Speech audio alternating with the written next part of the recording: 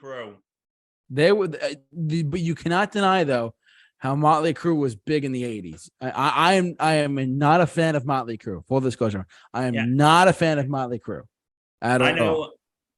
I actually heard a story about one of them. I forgot who it was. Actually, shot off like a flare gun in their hotel room. They were wild.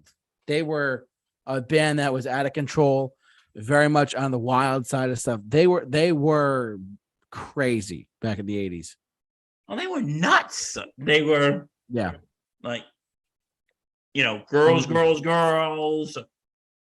Kickstart My Heart and Home Sweet Home.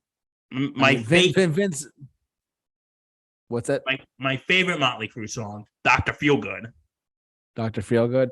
I've actually always said, if I ever become a Major League Baseball pitcher, how Mariano had Enter Sandman, I want Dr. Feelgood to be my walk-in song. You would get a lot of praise. I'll tell you that much. He's the one that called the Feel Good. He's going to make you feel all right. He's the one that called the Feel Good.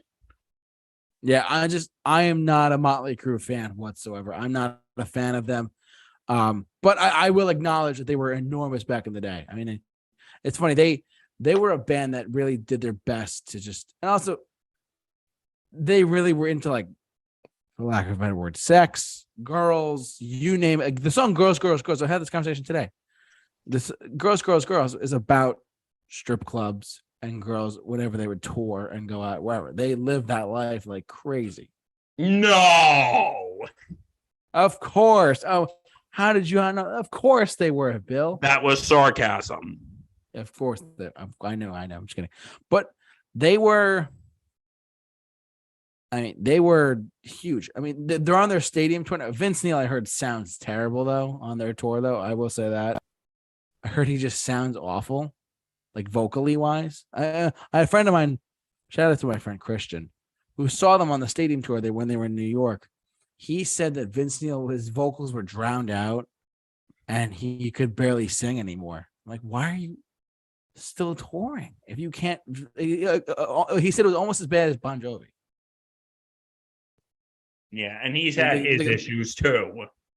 Oh yeah, he's a different guy now too. So he's not that skinny mini guy from the 80s. He's more like I don't know.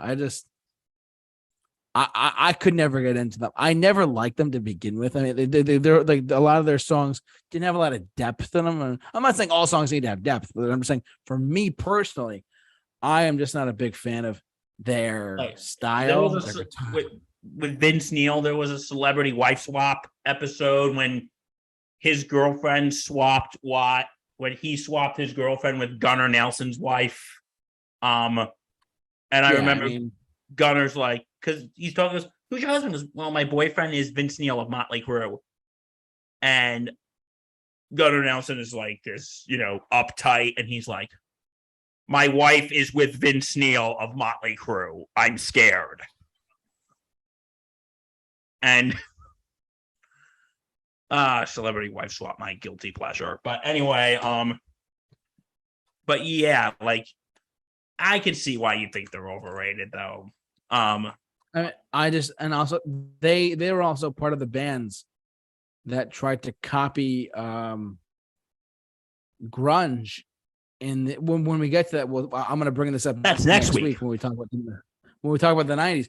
A lot of hair metal acts started copying grunge bands, sound wise and stuff. Like they diverted that. When you think about it, and we'll talk about this more next week. Grunge kind of killed hair metal. Oh, without a doubt. Nirvana and Pearl Jam hit. Forget it. They were wiped off the map. Like, again, folks, we will talk about that next week. Yeah. And you get to hear me rant about my overrated band again. Yeah.